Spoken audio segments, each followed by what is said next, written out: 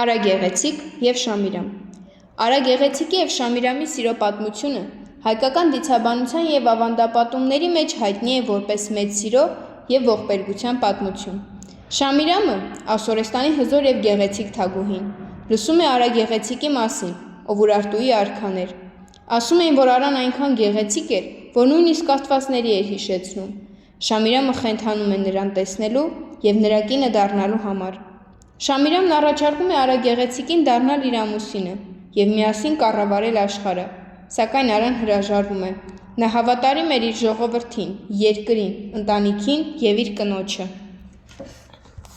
Շամիրամը չկարողանալով համակերպվել մերժման հետ, որոշում է պատերազմել Արա Գեղեցիկի դեմ, մտածելով, որ եթե նա մահանա, ապա կարելի է աստվածներին խնդրել նրան վերակենդանացնել։ Ասորեստանի զորքերը ներխուժում են Հայաստան և կատաղի ճակատամարտ է տեղի ունենում։ Պատերազմի ընթացքում Արան զոհվում է։ Շամիրամը խիստ տխրում է և հրամայում է իր արարածներին Արային վերակենդանացնել, բայց նրանք ձախողվում են։